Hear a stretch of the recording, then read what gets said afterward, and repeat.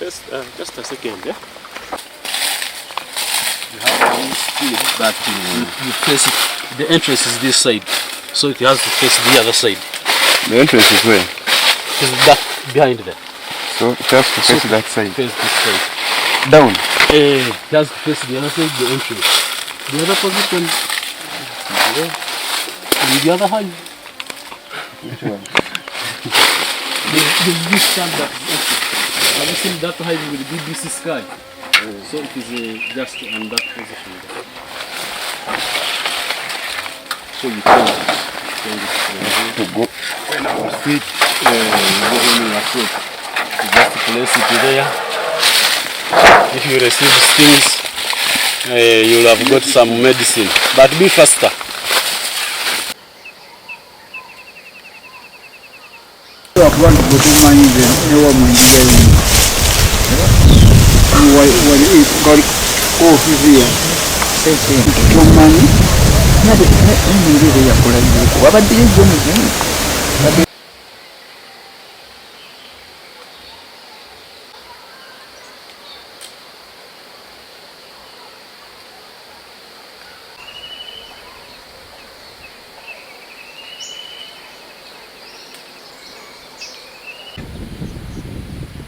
These are stingless bees. These are stingless? Yes. How do you classify? So, those are the stingless. Yes. They mainly make propolis. These ones? Yes. They have pots. So this is the propolis, the crude propolis. Yes. Can you imagine it? So you are making candleworks from propolis? No, this propolis is now medicinal. It's the other antibiotic we had. Yes. Let's use it to do some projects. And one of the projects which is prominent is beekeeping. I've told you that it is one of the many projects. It's not only beekeeping, but we are trying to featuring.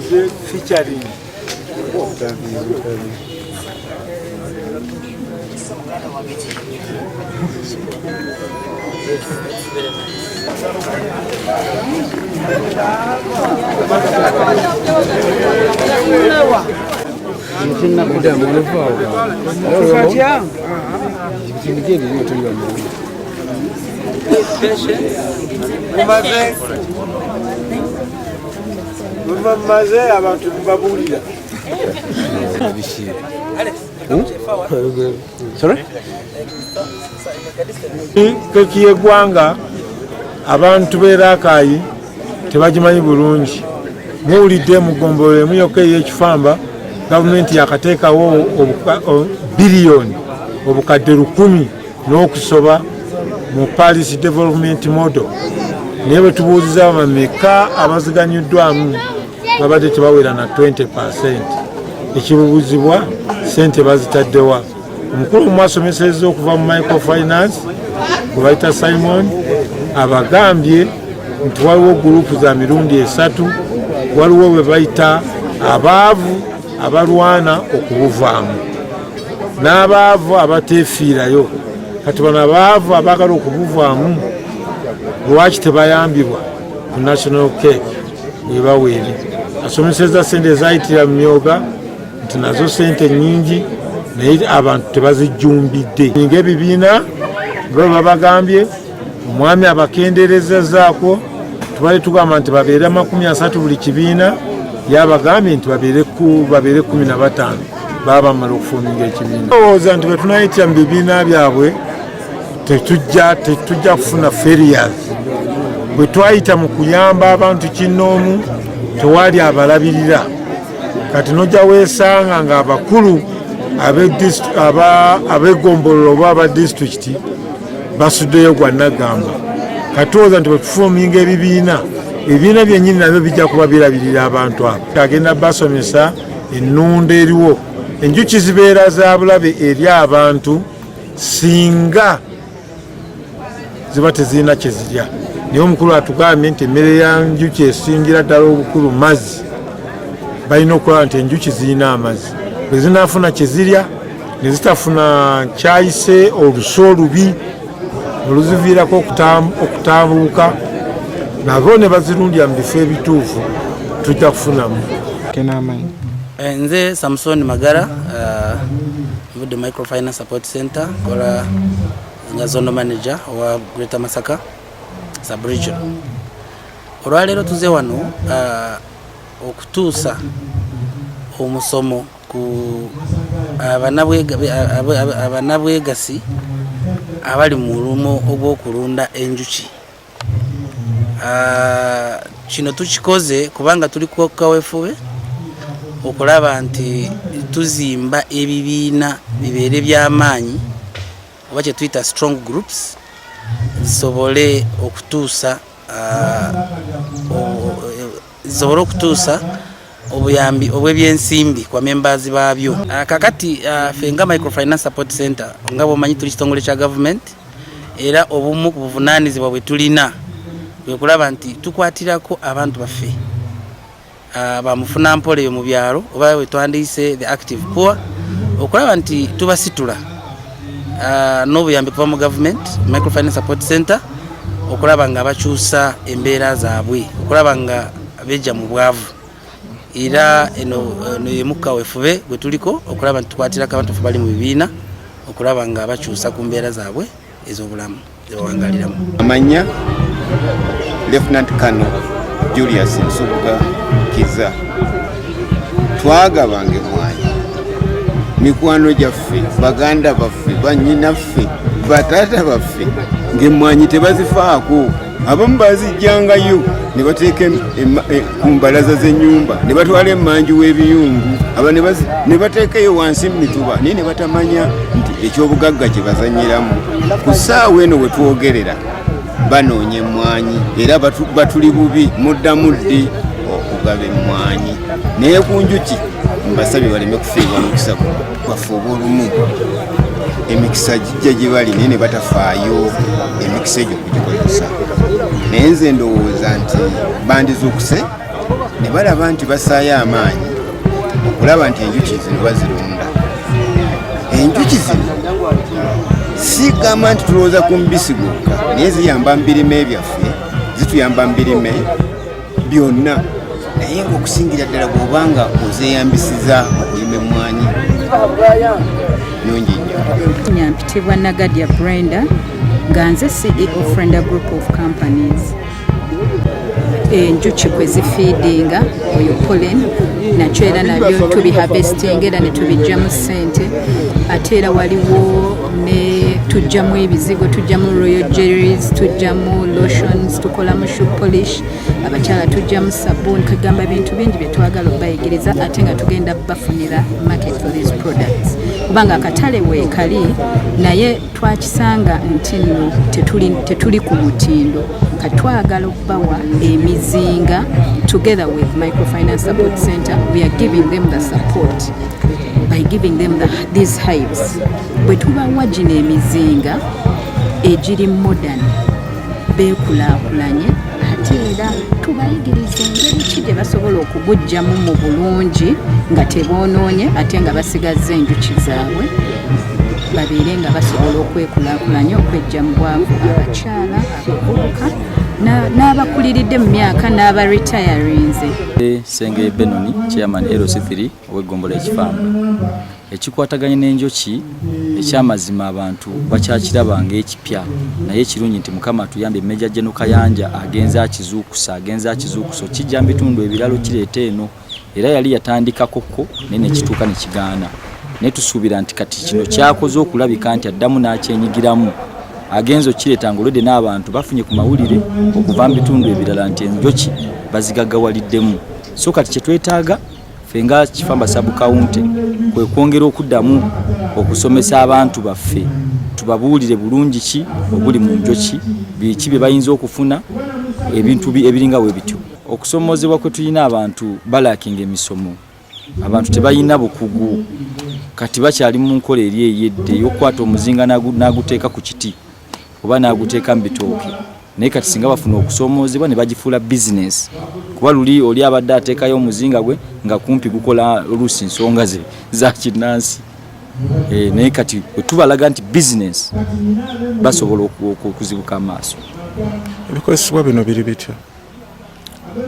Ebikozesebwa abudde buno wabaddewo ekitongole ekya CHM kibadde kigezezzaako okubasemberezaako ku bikozesebwa abo abatinitini betulina naye nga si bye bingi era ne muno mwaffe twetaaga at least tufunemu gavumenti etugabire oba okuteekamu edduuka eribitunda. Ekitongole owaayo kakasente kubanga balinga abalina ekibiina nti osooka kufuuka memba neera ng'olaba nti oluusi ene waffe kyetaaga gavumenti esooka etusindikemu omukono ogusooka oluvannyuma bwe mala otupushinga omuntu aba asobola okufuna akasente. 2017 kuba egimu gyali gyakayingira kwaliko emizinga nga 8 emikulu obulungi nafunamu miliyoni zaali 9 n'ekitundu kuba nali nkyaziteese mu kifo nga kiri wamu nga n'endabirira ekyali ntonotono naye nga omuntu yenna abayagala okulunda enjoki osobola okuzitandika kuba zo teziina buzibu nnyo kasita oziyiga nti enjoki zeetaaga kino zeetaaga kikome osobola okuzirunda nobeerawo n'enjoki zo kuba omulimu mwangu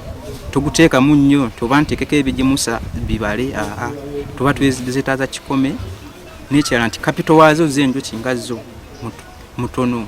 Obukugu olw'oku kyenjoki obutaleeta bulabe ku bantu balala ekisooka enjoki zino olina okuzizimbira ebikondo kwezikugenda okuteeka emizinga nga bigumu kuba ekizibu ekijjira nti kasita emizinga gibayo ne gigwa kati naddala nga tugenda mu sizoni zitemanyi okukola omubisi nga mungi ate ne zizitowa kati kasita ozikuuma bulungi nga bwe ziri wali faamu bulungi ekyo kiba kisobola okuzikuumirawo ne zitakola bulabe.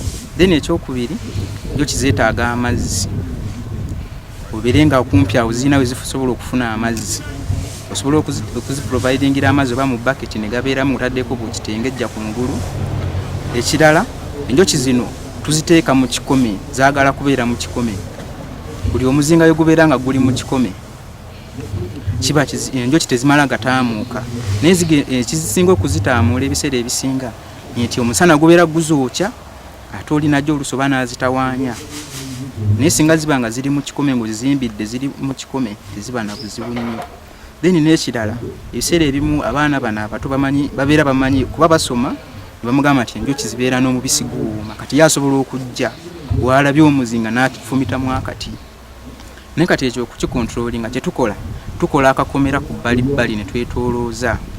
Nkubiriza abantu bagende mu maaso okulunda enjoki kubanga enjoki n'omulimu mugaso gw'amaanyi nnyo ku bulamu no ku byenkulaakulana. Mwebala nnyo leeta ssente okuba nti olina kirala kyotaddemu ng'ogyeko essente zaagula emizinga. Ekikulu ky'oba olina kwe kufunawo knowledge engeri gy'osobola okuzirabiriramu n'engeri bw'oba owakola otya n'omubisi okufuna otya akataliko k'amaanyi tetusobola nakukamalawo. Era kati naddala ebiseera bino abahabalisiti abatunda mulagala abo beeyambisa nnyo omubisi ogwo ne batunda hanesirabuzi n'ebirala ate ku ssente zewaggulu. Kyensaba gavumenti ye pulojekiti eno okuba bagiteekamu amaanyi kubanga gavumenti ekimanyi kiki kibayita njoki. Enjoki emaintaining environment teno environment wabula gyongera bwonge kimanyi kubanga ebirime bino byonna bimulisa naye okubaako kyebikola okuvaamu ebintu ebirungi ebitaaga njuki. Emwanyi gavumenti kubiriza emwanyi twadde n'emwanyi nyingi nawaziresa obugagga naye emwanyi okukola obulungi full time 100 yetaagawo enjoki. Awo nno pulojekiti eyamba enkulaakulana y'eggwanga n'environment okubeera obulungi n'abantu okulaba nti bafunamu. Omuntu wa bulijjo aba mutono atya asigala afuna n'omukadde asigala asobola okulabirira emizinga n'omulema asobola kubanga emizinga enkola yedda okugiwanika waggulu okwaggwawo oteeka kumpi osobola okutuukira. Ekyo kituufu nnyo. Nze nkubiriza abantu abagenda okulunda enjoki nti enjoki tetwetaaga ziriraanya bali bantu. Nange nafunako obuzibu obumu naye nekiraba nenzikolerako ekitandaala awamu nensiba akatimba emizinga gyange 5 mwe giri nensobola okuba nga emizinga egyo sikaluubiriza nnyo batuuze baliwo. Enjoki buli wogiriraanya abantu ofuna obuzibu bunene eri abatuuze w'ekyalo kyonna okusaanawo. N'olwensonga eyo nti nyongera okubiriza abalala bonna abagenda okulunda enjoki. Enjoki si nnungi giteeka wakati w'abantu. Enjoki olina gifunira kibangirizi kyayo n'osiba akatimba. Enjoki n'osobola ogikuuma ng'ogiwa keya. Enjoki teyeetaagamu bano banneekubye spray ng'abakyala papyumu zaabwe, naawe ne wooba gwe gwazikolamu. Enjoki teetaaga papyumu, bizigo bya kawoowo, bakirina abanesa buno bana ebitaka byogenda okole ki wakule. Ate ekirala enjoki tebagiwakula misana. Enjoki bayakyo saawa 2 saawa 4 ebyambalo oba obirina. Naku ekira nti tukyasanze abantu abamu kye balina nti bo ku njoki bakwata bisubi ne bookya ng'abagenda okuwakula ez'ettale. Enjoki kyekintu ky'osobola okuwakula n'omutima gwo gumu ng'oguwaddeyo nga oli mu mbeera n'ebyambalo byazo ezisaanidde. Yoba kaŋŋambe nti nze kale nze ŋŋanze gavumenti yali badde obudde buno bwe ennyongera emizinga 100.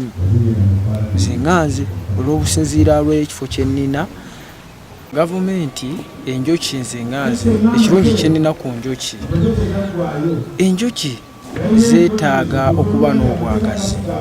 Enjoki olina okuba n'obumalirivu. Enjoki kyekintu ekisobola okujjayo mu sipiidi ey'amangu n'osobola okugaggawala. Enjoki kyekintu ky'olabirira nga omwana ow'ogwozaala. Enjoki kyekintu ky'osobola okuwa keya nga famire yo oba gwe ne maamawo n'abazadde bo bonna. Enjoki w'otagiwa gye yeetaaga tesobola kuwa. Sebe ekinyegenyege wenkifunira olw'ebirungi natandika nga siri kukulunda nange nga yenza omu kubazitya, naye oluvannyuma kwe natandikira nga njagala bubisi bwakulwako nga gumpoomera buwoomezi. Kati abayiranzi waliwo omulonzi gwe tuliraanye omukulu ennyo mu kintu kino, nangamba tandika ekintu kino kirimu ssente, nentandika okugenda nga nnyongeramu.